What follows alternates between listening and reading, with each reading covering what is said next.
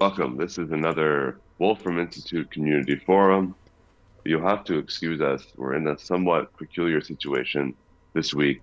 I'm very sick. I have some respiratory issue, which is affecting the quality of my voice. Carlos actually lost his voice.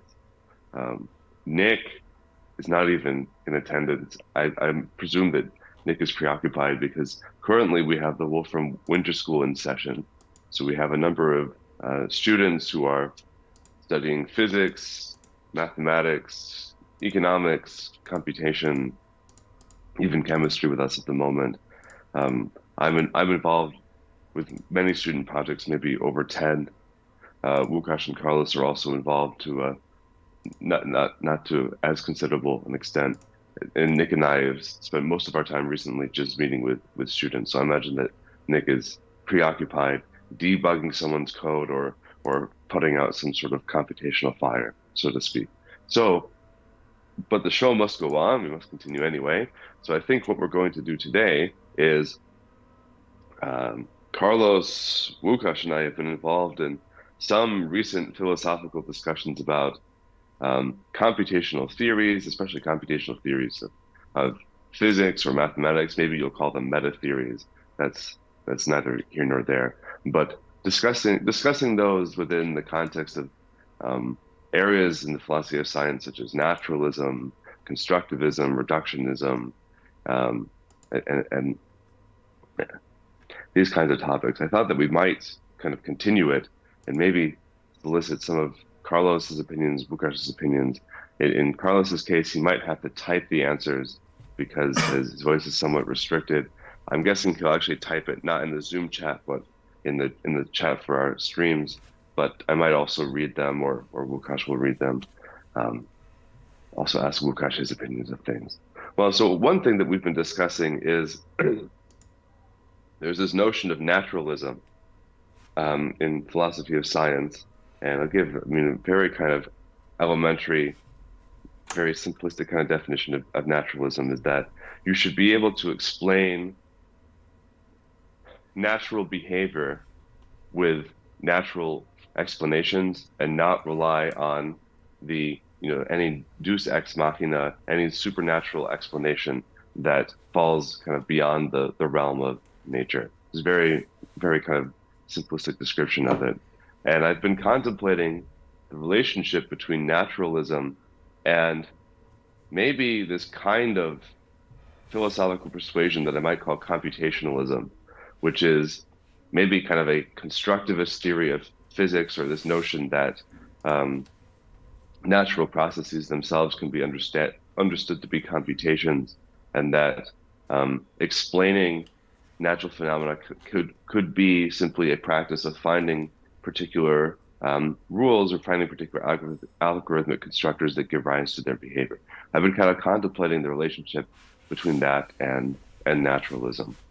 And so what do I mean when I contemplate the relationship between that and naturalism? I suppose what I mean is taking a kind of a critical audit of the kind of work that we're doing at the moment. Is there any kind of deus ex machina that we rely on?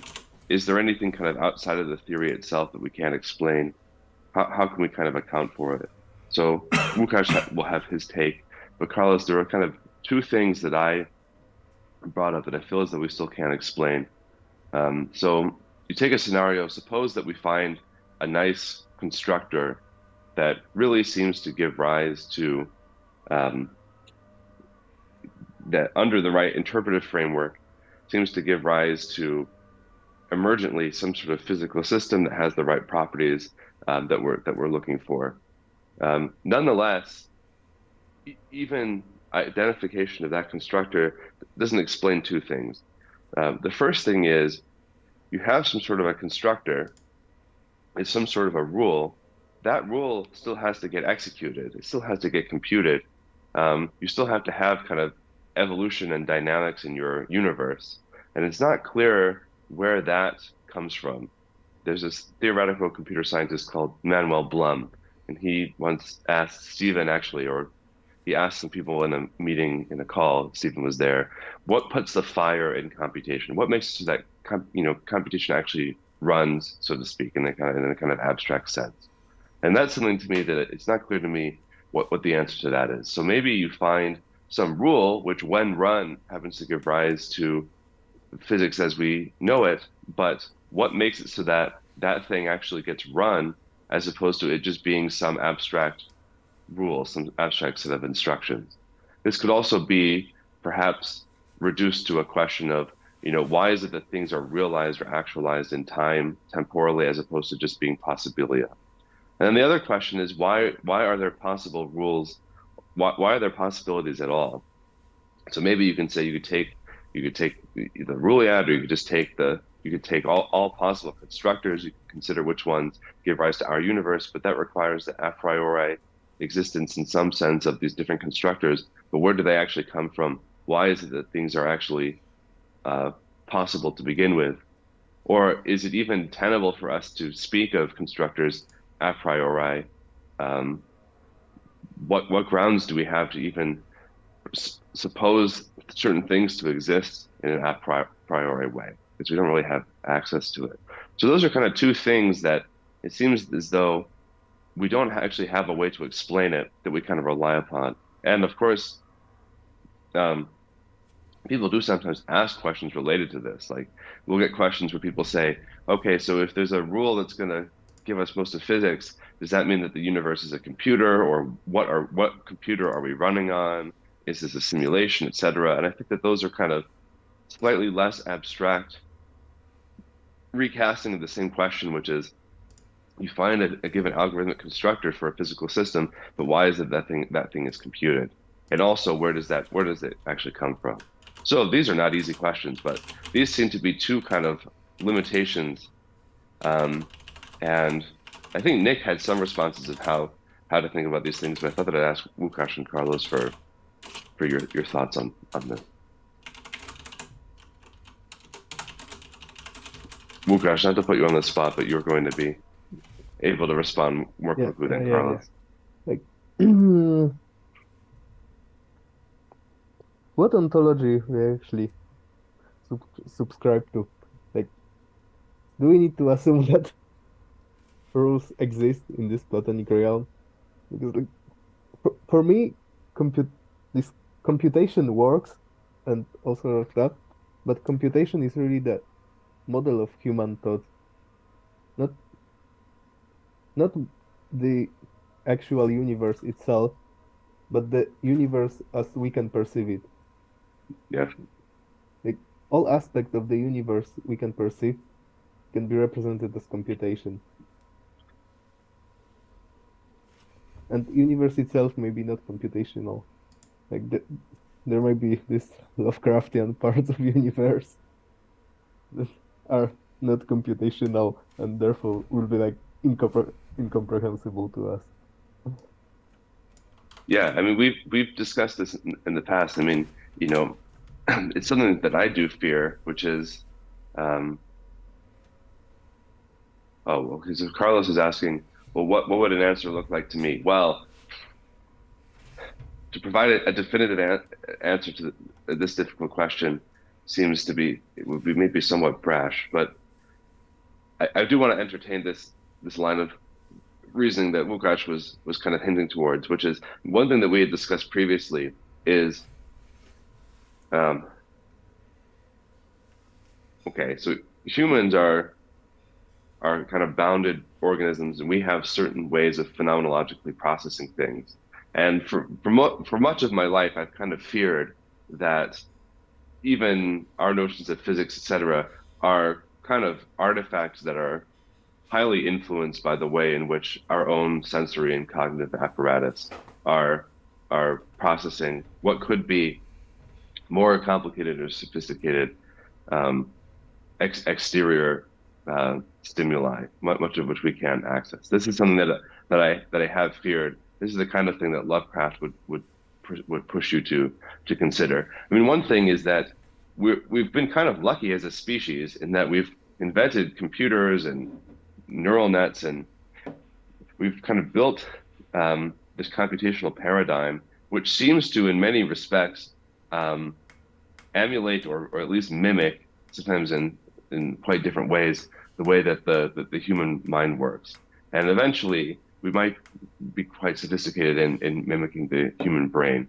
But our species is still quite young, especially on the technological front. And it's like, I don't see why we shouldn't suppose that the greater, I don't know, greater universe or physical system beyond what humans could capture has aspects of it that are more complicated that could only really be analogized.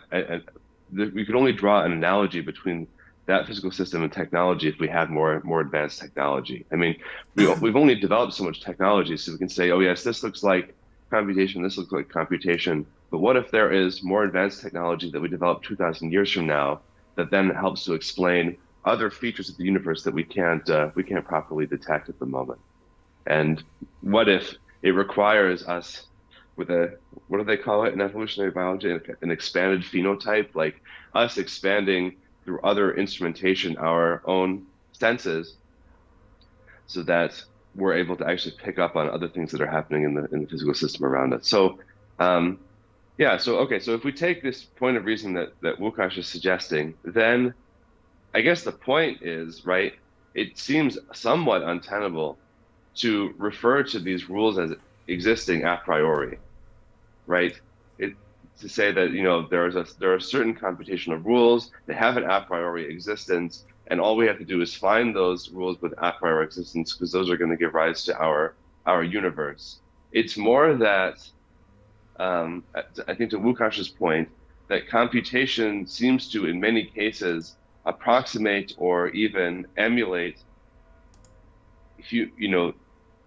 behavior as humans see it. But this is in part because what we see is itself a computation of some kind.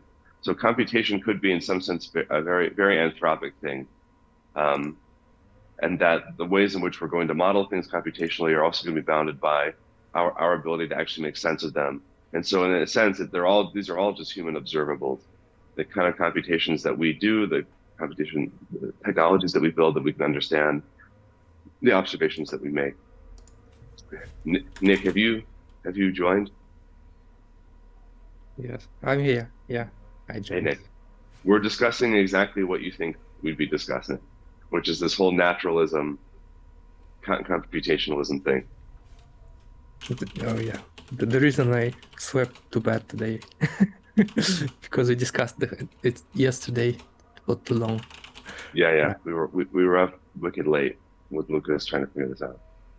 Well, so Łukasz is pointing out this aspect that we discussed previously, but not last night, which is, okay, so I asked the kind of basic question, is it really acceptable philosophically for us to suppose the a priori existence of certain rules, or maybe even certain mathematical structures? Like, how can we defend it? How can we actually presuppose that these things exist a priori as fundamentals? And Łukasz makes the nice provocation that, what if computation is more of an anthropic focus, that, physics or the greater universe is not just computation as we understand it. Maybe we need more advanced, sophisticated technology in order to really understand how all of physics works. And that computation is just something that kind of agrees with our senses, perhaps because our own cognitive apparatus is not too different from computation, but that it's not actually right to presume that these things are these fundamental ontologies to which we should commit that are absolutely at the bedrock of reality. Maybe it's part of the picture, but maybe it's not. Maybe it's not complete. Yeah, but my sort of point is that we don't need this more advanced physics, which is non-computational, because we wouldn't be able to comprehend it, like in principle. Computation models all we can think of. If you can think of something, then you can model it computationally. If there's something that you cannot model in any way, then like it's this Lovecraftian monstrosity, right? I don't know. You don't think we could come to understand you don't think with time humans could come to understand more intricate, difficult aspects of behavior and even create technologies around it. I had this discussion with Lucas that like what if we found like somewhere in the outer space we found an object that when you take two of this and two of this and combine you get five of this. Will it like blow the human mind? Or would it be the case that by playing with it we would just eventually learn and develop some intuition about it?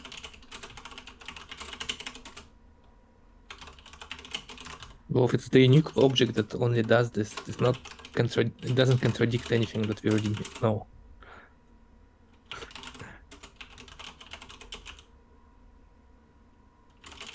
So it's really simple to adjust. Like the class of objects, right? But then basic arithmetic breaks up, and Well, it doesn't break. Well, it doesn't break because it's like just a different object that behaves some different law. yeah, but The laws itself are still computational. yeah, but would we be able to comprehend this law? Well, This why is the not? point.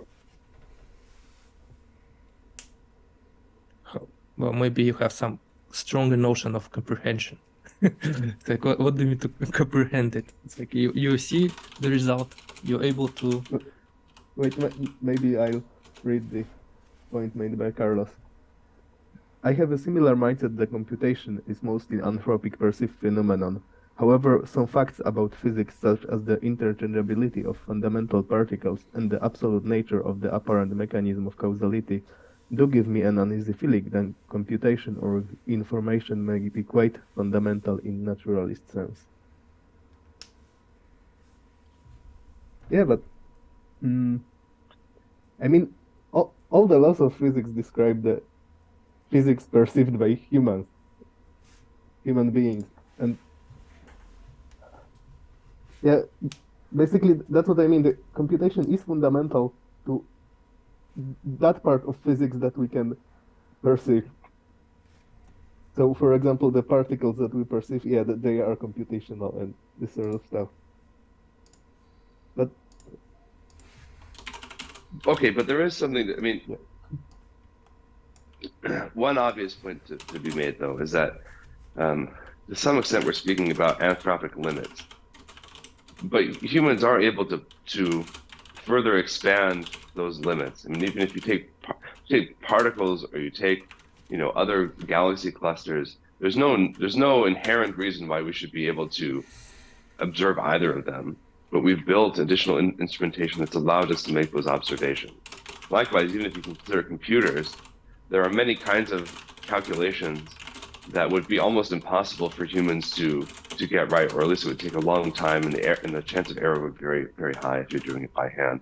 So, I mean, humans are becoming increasingly cyborgic, and we're able to outsource cognition to computers. We're able to outsource vision to microscopy and telescopy. I mean, we are able to do things with technology that we couldn't do before. So the ultimate question there is, if there are fundamental, physiological limits on our ability to understand certain aspects of physics, with expansion of the kind of instrumentation apparatus at our disposal, and then using that, in concert with perhaps computation-assisted science and mathematics, can we, with time, come to appreciate structures and even maybe forms of things like computation or things beyond computation that are increasingly sophisticated and gain, more verified understanding of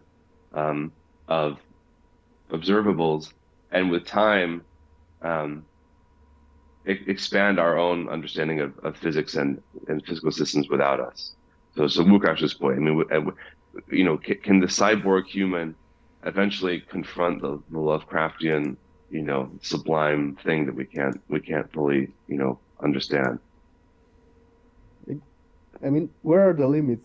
How absurd must something be for people not be able to comprehend it? Well, but here's another thing, right? I mean, some limits, right?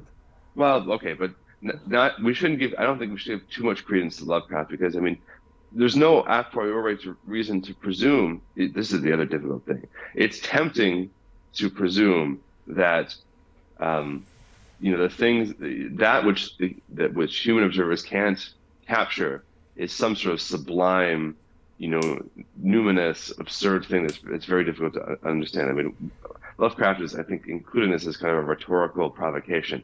It could just be that it's, that we've kind of, in a coarse-grained way, captured the quintessence of what there is to understand the physical system, but there are many small little details that we haven't captured yet. Or it could be that the main surprise we haven't seen yet. This is unknown. It's not clear because we don't have a good sense of how limited we are.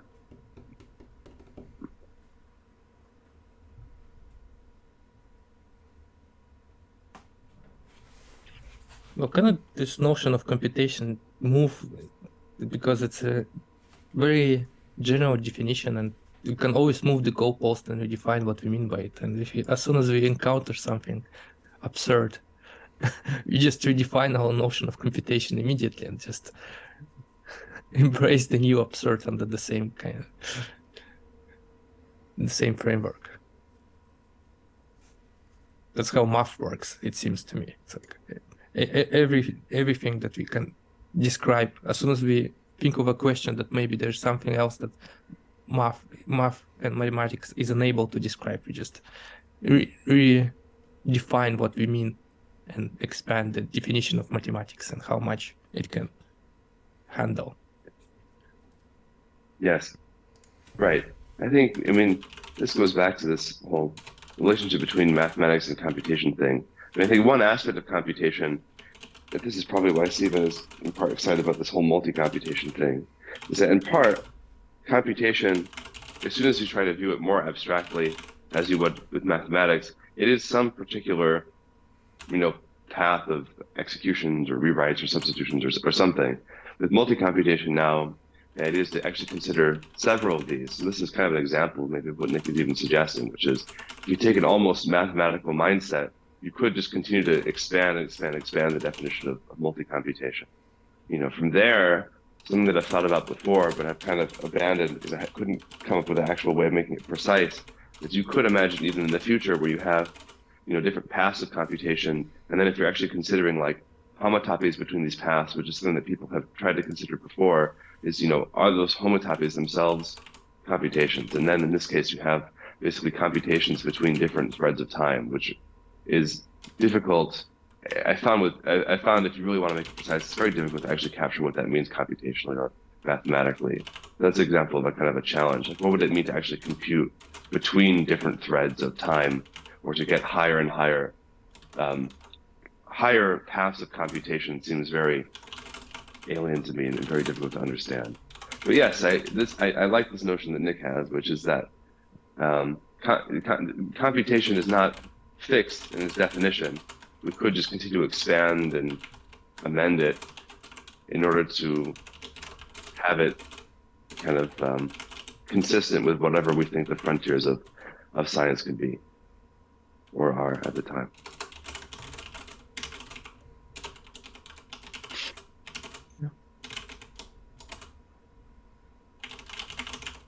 Yes, it's very hard to imagine something more general than that. It's pretty simple, right? It's not like we had in some 17th, 18th century universe made of clocks and gears moving the universe.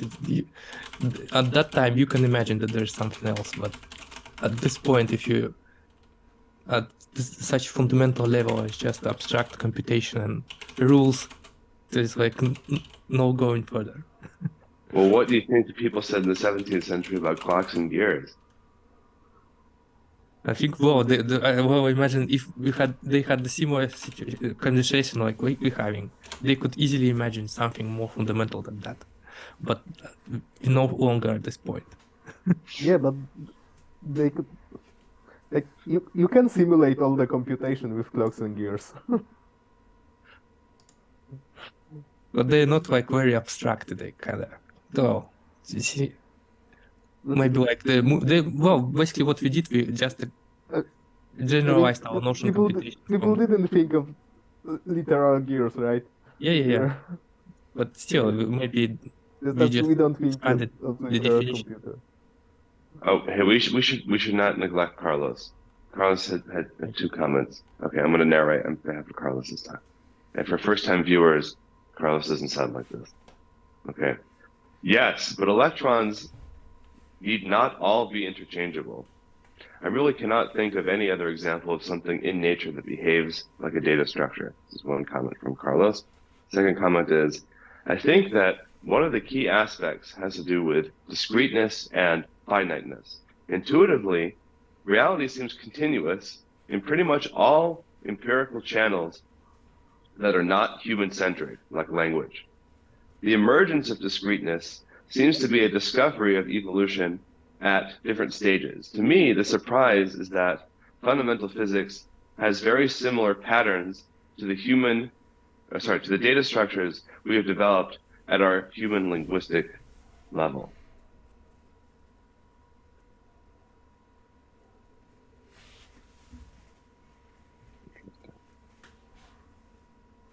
That's interesting. That almost gets us to the analytic. That almost gets us to this kind of analytic synthetic distinction in philosophy. But if I understand what Carlos is saying, like ultimately we have to actually fashion these concepts. We have to actually be able to discuss physics in some way, or any scientific discipline in some way that's actually amenable to human language. And human language is discrete, and it's also, depending on your view of linguistics, also this kind of computational process. Well, I don't know. Is the idea, Carlos, that mathematically it's not too difficult to express things in continuous terms, but linguistics has a way of forcing things into a more discrete setting?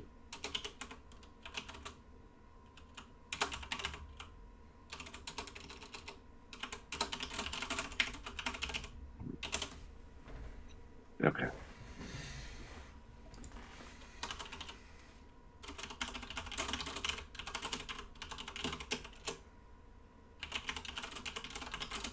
Well, okay, so let's go back to this.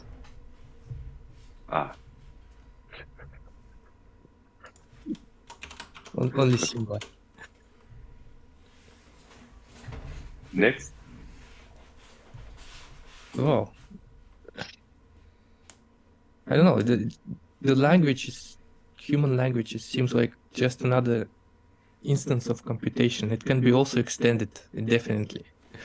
So I don't see any like contradictions and philosophical problems here. Well, There's then, single okay. patterns everywhere. Yeah, that is like, it's just, I mean, there's no surprise to me that there are similar patterns. Well, I guess The contradiction, but no surprises. well, so one thing we brought up yesterday is if you consider computationalism, for lack of a better term, as naturalism, then what would be supernatural? Like when you're thinking, if you're trying to develop a naturalist theory, you're trying to avoid reliance on anything supernatural, just natural explanations. So if you're viewing nature as anything that's computable, then the kind of naive thing to say is that basically a naturalist theory is a theory that's completely computable and doesn't rely on anything that's hyper-computational. So I pointed out before that like questions of the reals, maybe questions of the continuum, these things seem to be, when you're in danger of employing things that are not readily, say, Turing computable, then maybe you can't rely on this as being natural. Though I still fear, this is kind of what I was getting back to before, is that as soon as you describe computation basically as nature, I don't know, unless we're going to start to get into some loops, some self-referential loops, it's still not clear how you make the leap from computation describing certain behavior to actually saying that basically you can view natural behavior itself as computation. This still goes back to what is the origin of dynamics, and what are the origins of rules? If you really take seriously that you could basically view nature as computation, as the evaluation of certain rules. Where do rules even come from? Why are they possible? why is it that things that are these possible relations between things, they actually become actualized? It seems as though if you treat nature as computation, that there's no computational answer to why those things happen. So that seems like a limitation. And again, I'm not saying these things to be cruel, or I'm just trying to understand, like, is this naturalism or is it something else? Can you basically treat computationalism as naturalism, or does that fail because there are certain limits that computation itself can't explain?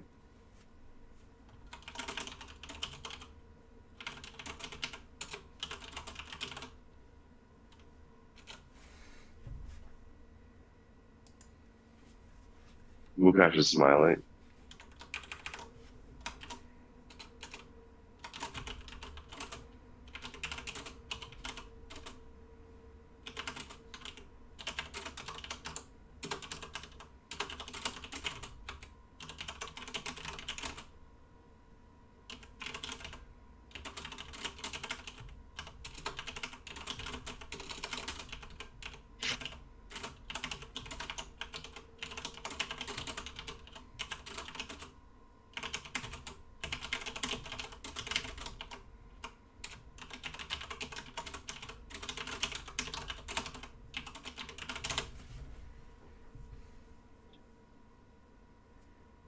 I like how it's visible what Carlos is typing on the stream.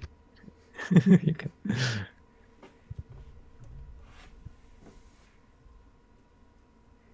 Okay, Carlos says, I think rules are the human component of a computational system. In a sense, the system just works, and a human is what understands the working as the action of rules. Well, right. It's still not clear where the action comes from. I think that's the and why the system just works. It's the other thing.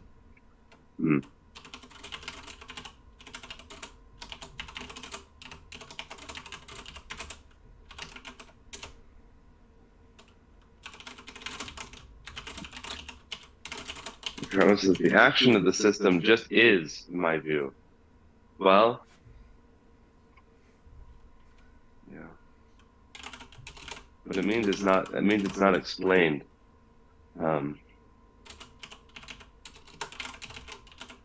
I don't know, Nick. I mean, Nick, can you make some sort of argument as to, if you even take pattern matching or substitution or something, can you make some sort of argument as to why, essentially, pattern matching substitution is such a natural thing, and that it's basically inevitable? Let's just make this argument. Like, you take a universe in which you have patterns, but the patterns aren't getting matched, versus, why is it that these things are basically, there's no choice but these patterns to get matched? Now that we have this molecular pattern matching, it's almost like, you put certain chemical compounds together, and they're just going to react with one another. Some similar kind of argument that basically patterns inevitably have to get matched. If it's not inevitable, then it seems quite difficult to presume, to explain why it is that computation kind of proceeds. You don't have to have patterns necessarily, right? No, but I think it's a kind of a good example. Kind of straightforward example. I don't even think that if you make something just is, like Carlos says, you have to justify of its existence every time. Unless there's always going to be this infinite power of why questions. It's like you either stop at just is and stop question any further, or I don't know. Otherwise, you just never stop answering. Or like circular definition. Yeah. So I don't think there is a need to justify the existence of rules and patterns and computations. So all of this just is. Guys. Because we're not constraining it. You can always say for something that just exists when you don't constrain it. If there are any constraints, you can always ask why such constraints. But if you don't impose any constraints, then totally fine for it just exist. I don't know. Platonically. Right. I think it's just not fully maybe we can rephrase what Nick is saying as maybe this pursuit of naturalism is not as important as you might think, because ultimately there are going to be certain things that you decide not to explain with your theory, and those things kind of lie outside of explanatory reach of your theory.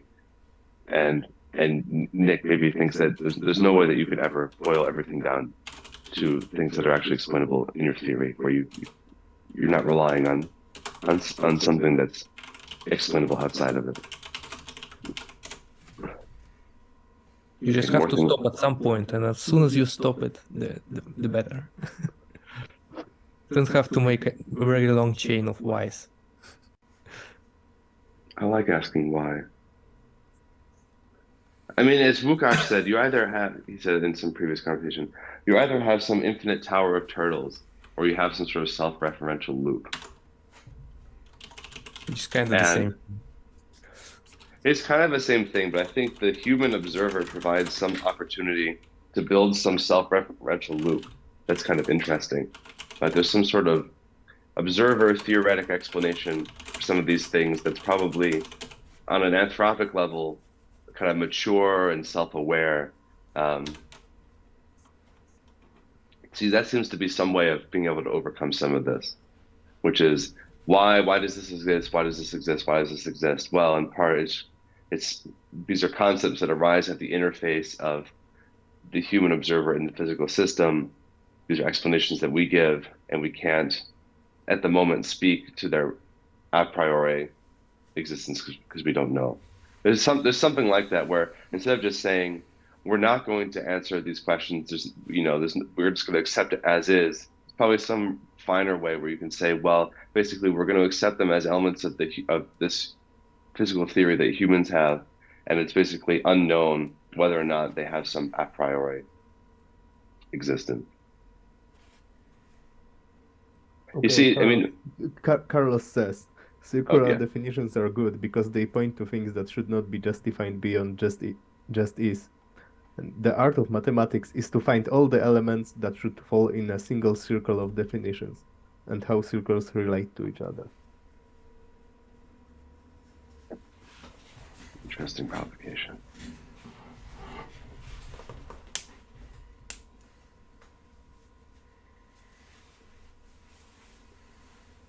I mean, one basic question is, again, if you take a modest anthropic point of view, like who are we even in a position to be able to determine what is natural, what is beyond nature? I mean, to say we have this naturalist framework and we're able to explain nature solely in terms of everything that's available to nature, and we don't rely on anything outside of nature. I mean, again, our scope of what is of nature is going to be somewhat limited at the moment. And so, it could be the case that you have some theory. The theory still has certain aspects of it which can't be explained internally, but find well that there are probably many things you don't understand at the moment. So your picture of nature is going to be incomplete. So this notion that you're not going to rely on anything outside of your understanding of nature, I mean, it seems as though perhaps that will never happen because our full understanding of the natural world is never fully mature. It's almost like in politics, they talk about like the end of history. If you had a full view of nature, it'd almost be the end of science because there would be nothing else to figure out. And then you'd have you'd have full kind of theory closure. Right now, our theories don't have any closure, but it seems to me that's because science itself has not been fully accomplished. I'm becoming more wary of this naturalism thing. Maybe naturalism is not something to aspire to. Oh, David. Well, David, my voice is kind of messed up today because I'm sick, so I'm narrating everyone the same way. This is how Carlos sounds, this is how David sounds as well. Okay, so David says, the idea of the universe being computational reminds me of believing that the universe is inherently mathematical. It seems you are all interested in understanding what the minimal structure is needed to construct the universe. But in order to answer that, I think we have to first understand what the universe is, or at least a good idea to some approximate level. Otherwise, every proposal seems to be a conjecture that needs to be demonstrated.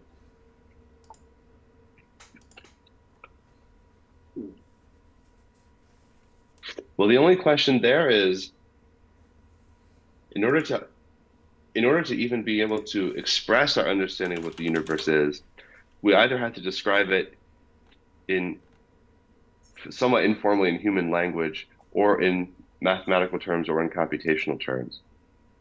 So what's surprising from the physics project is that it doesn't matter what are the actual computational rules. Some features of the physical universe are common to all of them, right? Like relativity and quantum theory. That's the point, that we can find it in any part of the Ruliad. You have these features. So at least these two properties are very general. And that was the surprising thing that we have from the physics project. Look, I mean, the functionality we have right now for modeling special relativity and quantum mechanics is still somewhat elementary. I mean, I still suspect that as these models become more specific, that it should be the case that some rules happen to give rise to universes or the physical systems that happen to be similar to those that we see, and others won't be.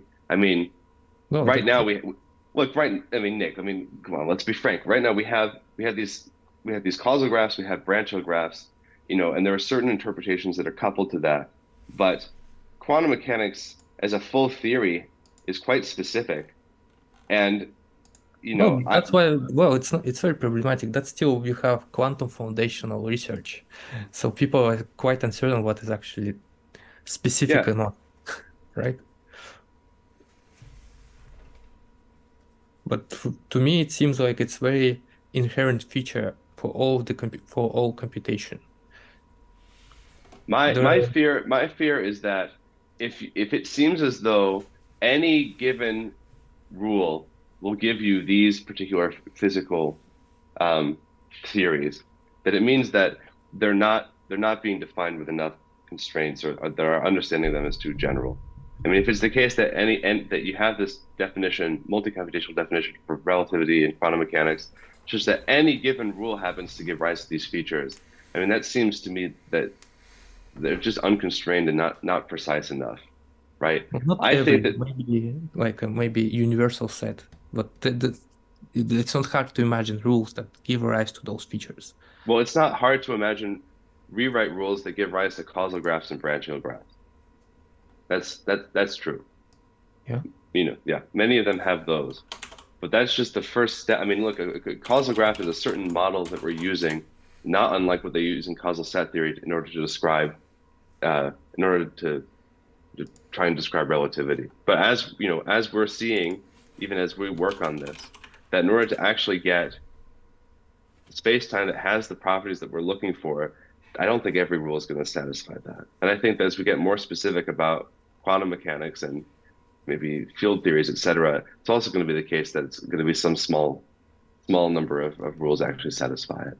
Otherwise, it seems as though there's no way to not satisfy it. It's like we're not posing any constraint on the rules or computations in order to derive notions of relativity and like quantum theory, how we see it in the physics project. So yeah, and as David says, if the Ruliad relates to the space of all possible computations, is the claim that all possible computations have quantum and relativistic properties. And I think the claim is yes. It's like all possible computations have those. I don't accept that. It just seems ludicrous. I mean, it just seems stupid. Like maybe it seems so arrogant to assume that any possible, like we're trying to have some project where physical systems are being generated emergently by certain computational constructors. And if you just say that any possible computation is going to give rise, you can plug in any particular initial condition, any particular, rewrite system, it's going to give you quantum mechanics and relativity. Oh, I mean, not every, but like they may be purely relativistic, maybe purely classical, but It's like without posing any more constraint, if you just enumerate all possible rules, at least you can certainly say that there is going to be relativity in quantum theory, because rules can be run in parallel and rules can overlap. It's like that's all the consequences of those that we have those theories in physics. I don't think the claim is really justifiable until we have a until we have an actually rich interpretation of relativity and quantum mechanics.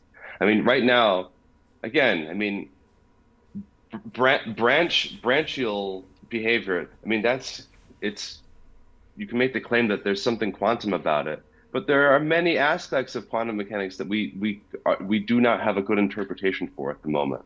Likewise with relativity. So why make this claim? I mean, part of the philosophical discussion is, Well, it's a hypothesis. Okay, that's very. I don't know. I personally like it, and there's no immediate reason to drop it. It's like I think it should be pursued further. We can develop the actual intuition how everything arises, and yeah. So. Well, this is Carlos Mukash. This is a debate that goes back a long time. I think there was some debate about this during the last summer or winter school, where I've for a long time held the suspicion. Why should it be the case that any arbitrary, and Nick is saying it's not any arbitrary computation, but why should it be the case that quantum mechanics and relativity are basically common features to literally any given physical system or universe that you could construct with some arbitrary rewrite rule? It seems to me so presumptuous to assume it. Again, it could be the case that a causal graph or a branchial graph is these are very general properties of data structures that might appear often, but acquire different physical interpretations once you have a more specific, nuanced view of what the physical interpretation is. It seems to me too narrow-minded to presume, okay, let me put it this way. There's a mapping in this direction, which is,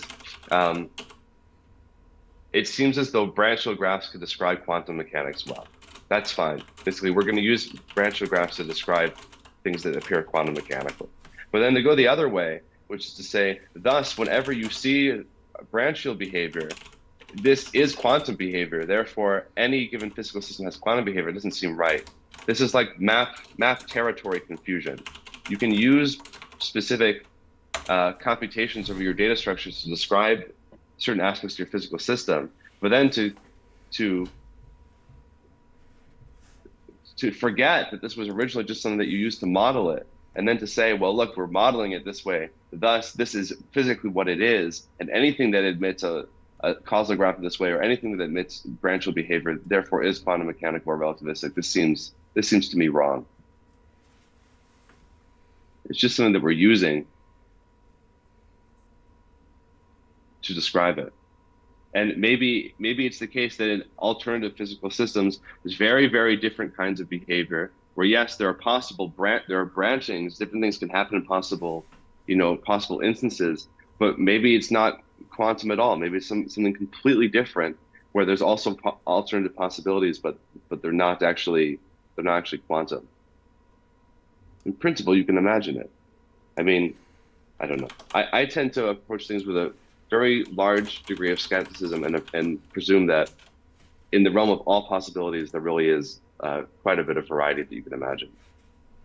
Well, quantum theory has a variety computationally. I think there's always like a spectrum of quantumness that you can describe.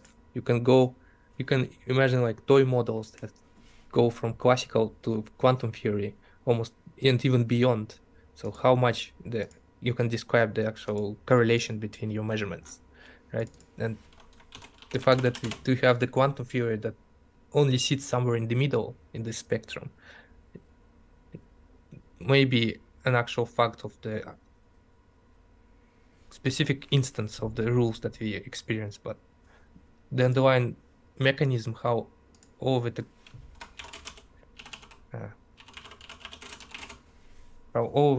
basically is being constructed from just branching rules. Maybe that's the generic feature of all of those theories. It's just because the spectrum only arises when you have the actual measure of correlation. So maybe the actual quantum mechanical axioms that we have is a single instance, but the branching in general can describe all of them. So this is yet not unclear, but I think there's some deeper problem into it. I don't know.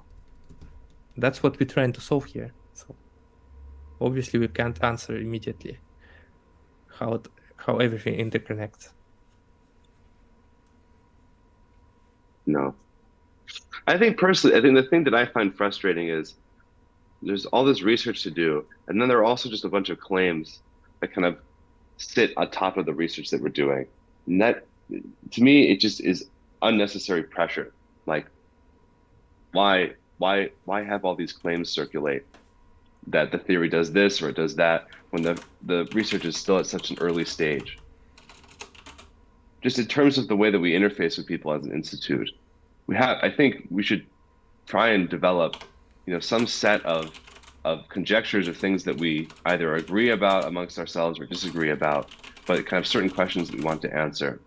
Because, I find it in my correspondences with people all the time that people do pay attention to like things that we claim about the models or don't claim about the models, and often they're like claims about which not everyone agrees, or claims that were made like years ago, and it's a somewhat difficult environment to do research in. It's usually, yes, there are claims that are made in sciences all the time, but I don't think it actually helps foster wider discussion of the kind of research that we're doing. It's like this weird case where, in some sense, a lot of it seems settled, like, oh, we have quantum mechanics, we have general relativity, et cetera, et cetera. But then when you poke it even slightly, it's like, oh, but actually we're doing very minimal modeling still on these various areas. And like those two statements are very difficult to reconcile. I think there are some more things from Carlos and from David. I'm going to narrate them in the exact same way. Okay. Carlos. The implication is that this is obviously false, though. There are clearly computational frameworks that are neither quantum nor relativistic. Okay. Carlos says, I will not claim anything about quantum mechanics, mostly due to lack of experience, but for relativity, there's something quite deep about the structure of unbiased observers sharing measurements in an objective shared universe. Okay, David says, for instance, Newtonian mechanics is neither quantum nor special relativistic. Additionally, one has the freedom to hypothesize that relativity is wrong and that the laws of physics are not symmetric. One can compute results in these wrong theories. Therefore, if the Ruliad truly describes all computations, then it can describe computations of wrong theories too. Yes, this is the view that certainly the view that I take. Any given theory should, or many theories should be able to be simulated in some way computationally. Well, not all theories are event-based. It's like the claim is that relativity, as soon as you base your theory on events and their interdependency, you get relativity. But like Newtonian mechanics is just it's a simplification, or maybe just approximate results that an observer can experience and recompute, but it doesn't have to follow the same causal relationships. I don't know how to explain it, but it doesn't seem a contradiction that you still can have simpler and wrong theories, but they're not gonna be inherent to the actual Ruliad or event-based theories, right? Well, but this is not a definition of the Ruliad that I've seen before, which is it's actually the space of all event-based. This is a huge constraint on. No, it's not a Ruliad. As soon as you take a path for the Ruliad, you will reconstruct the causality, causal effects, and causal effect relationship between all of those events. Right? You take the path, and as soon as you take it, the most general description would be that you have a causal graph and relativity and branching and quantum theory. But if you actually consider a single observer in the same event-based theories, and within perfect model, like Newtonian mechanics, it can perfectly do the same kind of computations with the events that no longer follow the underlying evolution. It's just simple single way, or whatever computation the observer will actually compute in order to derive some prediction and results. It doesn't contradict. But the Nick, I underlying- mean, but still, I mean, let's say you have some causal graph. I mean, let's not be dogmatic. A causal graph seems to be a useful tool for modeling relativity. Saying that we just get, say, special or general relativity every time that we have some rule that emits a causal graph. I mean, there are many actual features and requirements need to be satisfied in order to say we actually have general relativity. I mean, if it's so simple. It's like it's like already proven that all you need to do in order to derive the general relativity is just order. So causal effect relationship. Nothing, no further axioms are required. It's like, right, you have order, transitivity of this order, basically the theorems, order theory axioms, and you get general relativity in the limit.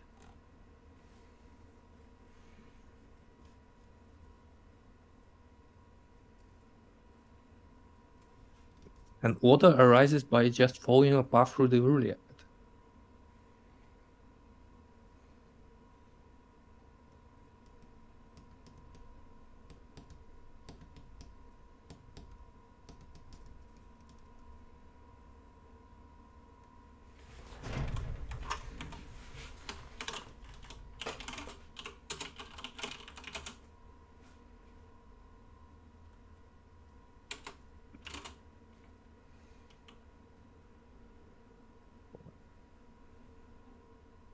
So basically, we can't provide you a theory of everything, but at least this meta theory framework for general relativity and framework and quantum theory.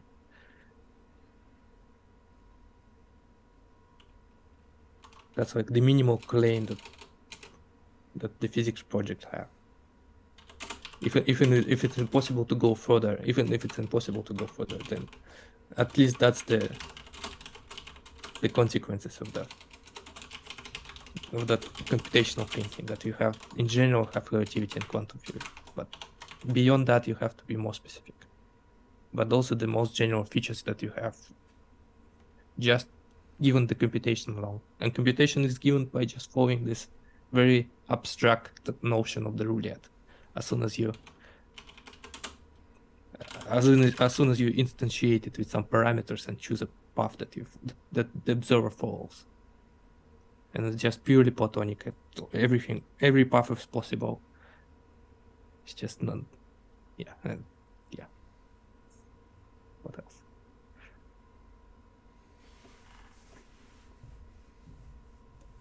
We have another quote from David. David, it's important to at least be clear about conjectures and hypothesis versus proven results. It is a challenge, though, as initial evidence is found and a summary of the result is provided. It becomes difficult to clearly state the result in short terms. Well, yeah, I agree.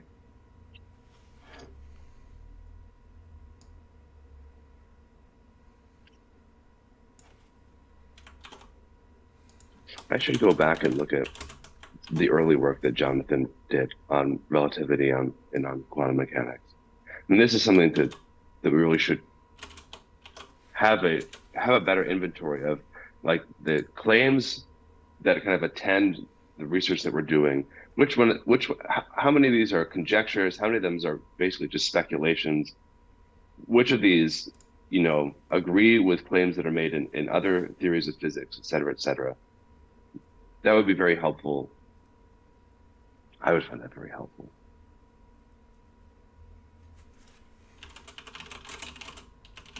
There's another thing from David.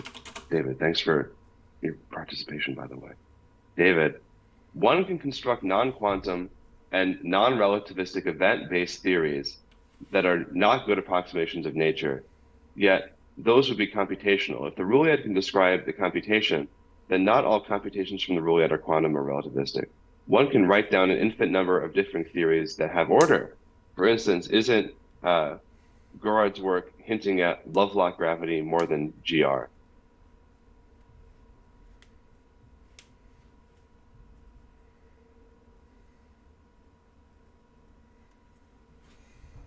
I'm not sure how you can have non-relativistic event-based theories. Like you would just have a single. You basically constrain your events always to follow each other. It's like you don't have to. There's freedom of order of events so that they can be run in parallel, and you have this freedom of reference frame that you can take. So I'm not sure. As soon as you have event-based theories, maybe David means something else by events. But the short answer is that you can choose a different path, and obviously different paths would be in a less of like there's going to be less degree of branching, so it's going to be less quantum this way, maybe non-quantum at all. But it's still a valid theory. It doesn't contradict, but that there is some paths that don't have any branching. Sure, it's also computational. It's just not a feature of this particular path. Well, I wish we could have some sort of more real-time dialogue with David, though. Maybe he'll respond to Nick's question in the chat. We might have to wrap up somewhat soon. But Carlos, Wukash, I mean, this has been kind of a conversation now between Nick and David and I. What do you two think about all this? Especially this relationship between, we have. Well, okay, no, you followed the conversation. What do you think about, what we've been discussing?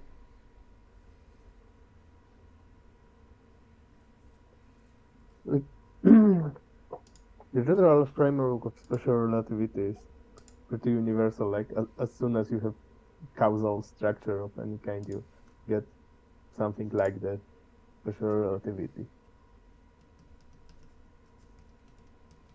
You can constrain yourself to some limiting cases like Newtonian physics with absolute time. And then, this is computational. I guess you can computationally model Newtonian physics and you don't get the relativity. Yeah, that's the observer that's doing the computation. Right, whatever observer is doing is completely arbitrary and doesn't have to take anything into the actual events that surround him. Right, it doesn't have to do anything with it. So the observer can have any model because the observer lives also in the Ruliad and also can follow different paths in a way. Right, it's just maybe the actual state of the universe he lives in, instantiated in this Ruliad, is not actually the same, posing some kind of constraints.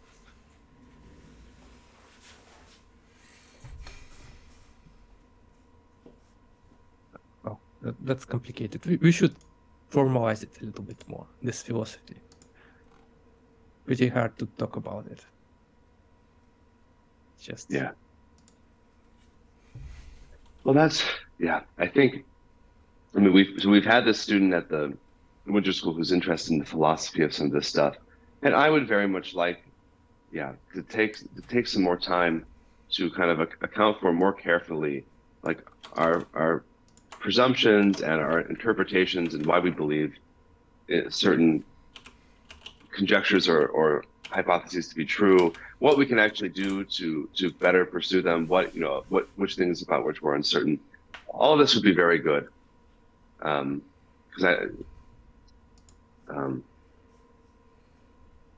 I mean, this research is now a few years old. We've learned things,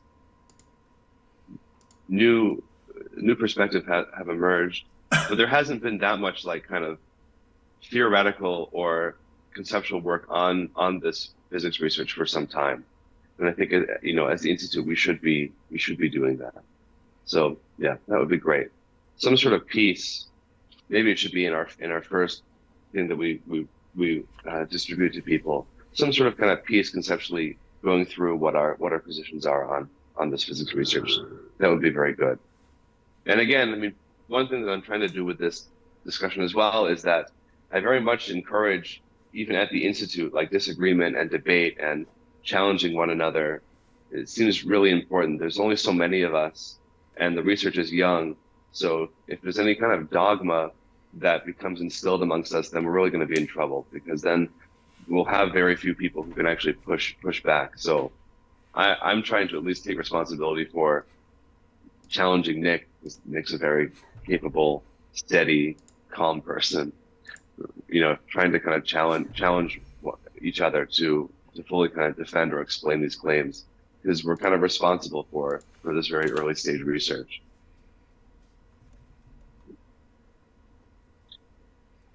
Okay, one thing from R. Marks 88. On a slightly different note, is there or could there be a rule that describes how rules evolve, or classes of rules evolve, so that if you know one rule, you can know every other rule above or below as a consequence of a given rule? Well, you can certainly generate rules computationally. That's not too hard. Now, whether or not you could develop a rule that can predict how other rules evolve, this is where this whole computational equivalence, computational irreducibility thing comes into play. You know, for some rules, you can develop a rule that can kind of gain some predictive power over it and guess what's going to happen with it. In other cases, at least at the moment, we don't yet have a way of being able to predict what happens with certain rules. This gets into a whole other issue of this question of computational irreducibility. Actually, again, relating computational irreducibility back to the things that we've discussed before, you know, it could be the case that eventually some of these things that appear irreducible, we do find a way to gain some predictive power over them. Maybe in some higher, more sophisticated mathematical setting, some of these computations become more predictable. Like, I don't know, maybe in some non-Archimedean blah blah blah blah blah. So some of this behavior actually becomes much more simple than you would think. So this is also kind of a, I don't know. We're still somewhat limited in human history. So many computations appear to be entirely irreducible. I still maintain the presumption that maybe with time, some of them can be made more reducible. We don't know. I guess that's part of science in general, is, you know, this enterprise to make certain things reducible. And for things that can't be made irreducible, or for things that can't be made reducible, that's where many of these techniques that Steven has suggested kind of come into play.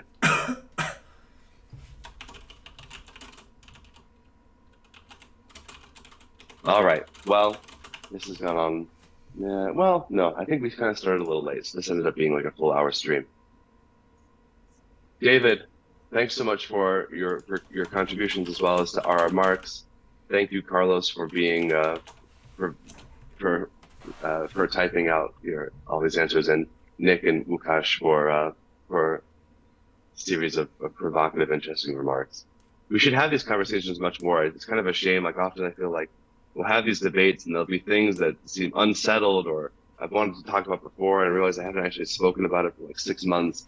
I have to find some way to, like, you know, take these really fundamental ideas and discuss them enough until we start to agree or understand, or achieve some common agreement or understanding, though a non-dogmatic one, where I think it never fully stabilizes. We always still find a way to challenge each other and really make sure that we know what we're talking about. Thanks. All right, guys. Yeah, thanks, guys. All right, well, I think for at least Nick and I, it's basically back to the winter school. Yeah. All right. Thanks, everyone. Cheers. See ya.